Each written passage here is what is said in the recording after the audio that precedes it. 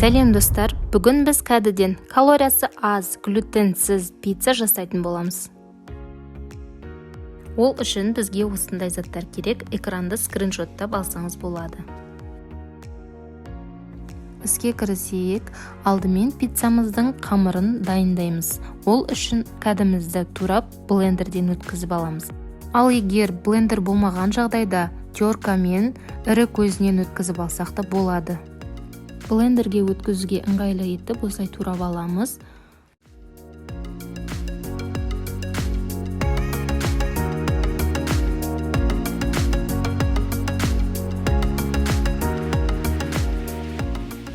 Кәдіні осылай езіп алдық. Мінекей дайын болды. Кәдімізді езіп алған соң, суын әбден сырғып алуымыз керек. Егер суын сықпасақ, пиццамыз езіліп, сұйық болып кетеді. Осылай суын сырғып алып, төгіп тастаймыз.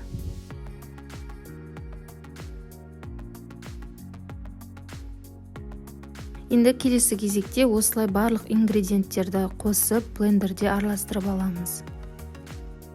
Ас көкті міндетті түрде қосыңыздар. Өйткені ол пиццамызға ерекше дәм беретін болады.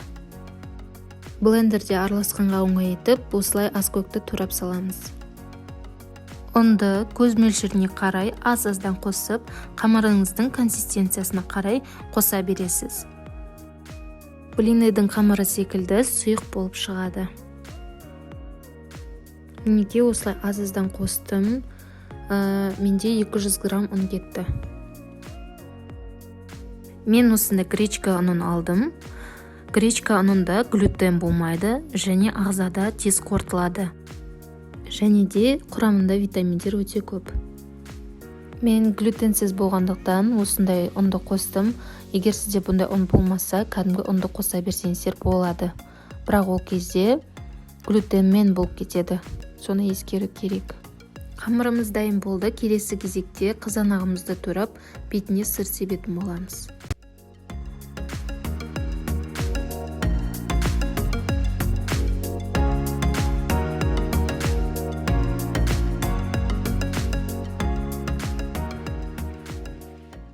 Сырды осылай ірі көзінен өткізіп аламыз.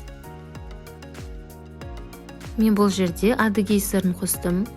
Сіздер моцарелла қоссаңыздар өте дәмді болып шығады.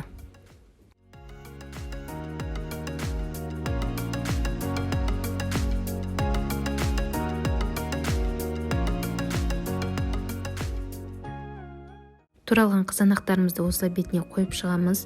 Мен осылай сырдың астына жіберемін қызанақтарды.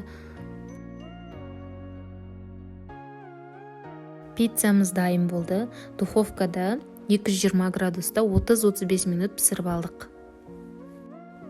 Дәмі өте керемет, қамыры жұмсақ болып шығады. Дайындап көріңіздер. Ас болсын, видео ұнаған болса, лайк басып тіркеліп кетеміз. Алдағы уақытта көптеген пайдалы рецепттер салатын боламын.